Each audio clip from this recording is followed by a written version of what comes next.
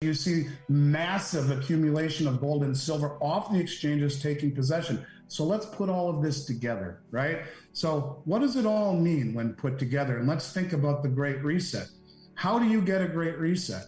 Well, first, you blow up asset prices to all-time highs at the lowest interest rates in human history. And then you incentivize the world to find a backdoor because you watch what just happened to the Russians, who 85% of the world is saying, well, you're still okay to trade with because they don't like the way the West has handled things. We have the privilege of hearing from Andy Shectman, the CEO of Miles Franklin, a renowned precious metals investment firm.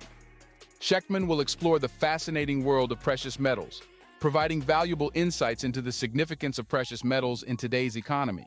We will gain valuable knowledge from Andy Shectman's expertise as he explains how precious metals are a hedge against inflation, market volatility, and geopolitical uncertainty. He will undoubtedly share valuable insights on how precious metals can play a pivotal role in securing our financial future through his vast experience in the industry. Here's the next step. Let's embark on this enriching journey with Andy Shectman as he imparts his wisdom and explains how precious metals can be used as a strategic asset. Now let's dive in.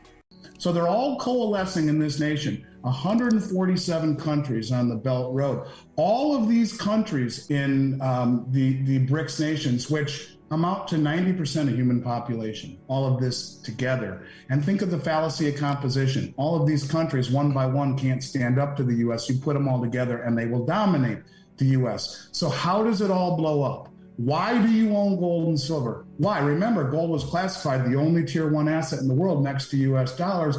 Remember, the biggest money in the world, the central banks, the commercial banks, the sovereign wealth funds, the family offices, they're all buying it. They're all taking it off the exchanges, removing counterparty risk. You can see the drawdown from all of the major exchanges. How does this all blow up? Simple. Saudi Arabia joins the BRICS nations, and Saudi Arabia says, hey, US, thank you. It's been a hell of a ride. We appreciate it.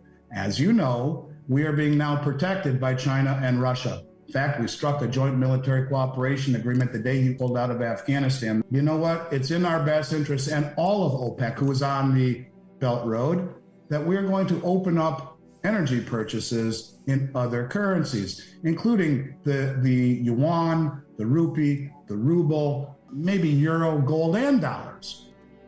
Like that, it's over. Because what happens? Every country on the planet who has had to own dollars since 1974 dumps them, because everyone will start dumping dollars. As the dollar collapses, that's pillar number one. The dollar value collapses. What happens when those dollars collapse and hit the US shores? Hyperinflation. What happens as an adverse reaction of hyperinflation? Interest rates spike. You have to have higher interest rates to compensate for the loss of purchasing power.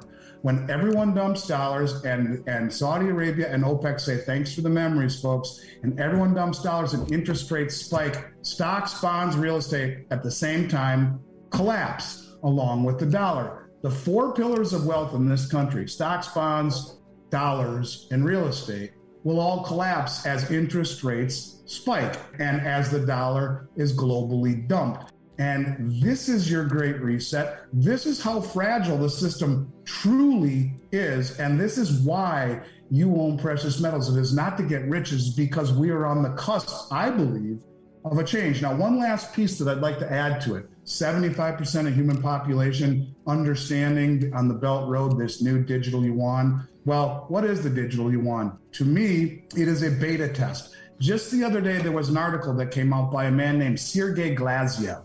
And he is the Russian minister in charge of integration and macroeconomics for the Eurasian Economic Union. And he came out and he laid the fundamental principles by which the new U.S. post-dollar economic system will be based. And he goes on and says, and I quote, that it will not be based upon any particular currency as with the Bretton Woods order, but rather a market basket of local currencies tied more deeply to an array of real commodities such as gold, other precious metals, grain, hydrocarbons, sugar, etc.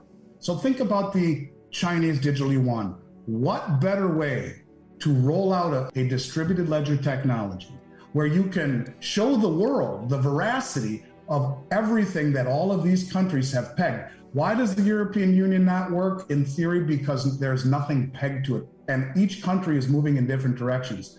But how about all of these countries coalescing not only against the universal dislike of the Western hegemony, so much so that we're seeing relationships being mended between Iraq and Iran, where they're building a railway, between Iran and Saudi Arabia. They're mending fences between countries who have hated each other for years. But you know the old statement, my enemy's enemy is my friend. They're all coalescing against a central theme. But that's not enough. We need to peg something. What are all the countries that own all the commodities? The BRICS. And all of the countries that are joining the BRICS own all the commodities. So what better way to roll out distributed ledger technology, but to show the pegging of all of the commodities pledged to the new BRICS currency, which they just announced is coming out. Why is gold tier 1? You tell me. Did they know that this was going to happen? The inevitability and the mathematics of the dollar's demise? Is it going to be the central peg to a new world reserve currency? What better way to show the immutability and the veracity of this pegging, but on a distributed ledger, Chinese digital yuan, which I believe will be the rails to a new system, the rails to the new BRICS system, to the BRICS currency. And when that happens, God help us in this country. The reclassification gold tier 1 is huge. You know, just to touch on that for 1 second, everyone in my industry always thought that if anything ever rose to the level of dollar prominence, it would be something like a special drawing rights from the IMF. Maybe it makes a little more sense why the central banks are accumulating and taking possession of the gold because of its riskless elevated tier 1 status. So anyways, the dollar was backed by gold as far as governments were concerned. We promise that any of the gold that we're holding for you, you can exchange your dollars, or even just the dollars that you own. You can exchange them for gold at a fixed rate of $35 whenever you want. Towards the end of the Vietnam War, President de Gaulle from France realized that we were issuing more dollars and treasuries to fund the war than we had gold backing these promises. So he sent warships filled with dollars to New York Harbor and said to, President Nixon, we want our gold back for these dollars. And we gave it to him. And he bled down a very large portion of the gold held at the U.S. Treasury. And at that moment, Nixon said, okay, August of 1971, that's it. The window's closed temporarily, although it's never opened back up. But we went back on our promise to the world. And it was at that moment that the dollar was backed by nothing. And so the question that I ask the people out there, and it's amazing how few people know the answer to this question, is what has made the dollar the world reserve currency ever since? And you get a myriad of answers, usually centered around our military, or we have the biggest and most robust economy, or whatever. And I guess you could argue some of that is true. But what has made the dollar the world reserve currency was that 3 years later, Henry Kissinger was dispatched to Saudi Arabia. And he made a promise to the Saudis. He said, how about this? We will back you. Well, let's call it a joint military cooperation agreement. And we will stand behind you. We'll provide you munitions and support. No one will ever mess with the Saudi kingdom. But for that, OPEC is going to value oil in dollars globally. Okay, they said, fine. And so since 1974, every single country on the planet has had to own, virtually every country has had to own dollars in order to buy oil. And it has created this synthetic demand for the dollar called the petrodollar and made the dollar the world reserve currency. If you want to power your country, you must own dollars. It is the protection of the Saudi kingdom, and by default, the relationship with OPEC that has enabled the dollar to be the world reserve since 1974, because 3 years prior, the link to gold was severed. The dollar was at that point fiat, backed by nothing. And obviously, we all know the history. Since that point, the dollar's lost over 90% of its value. Andy Shectman highlights the increasing demand for physical gold and silver as a hedge against counterparty risks. He discusses the potential implications of a great reset with nations coalescing against the dominance of the U.S. dollar. Andy emphasizes the importance of owning precious metals to safeguard wealth amid the fragility of the financial system. He envisions a scenario where the dollar's collapse leads to hyperinflation and a simultaneous market crash. Furthermore, he touches on the emergence of digital currencies tied to real commodities like gold in a new global economic system.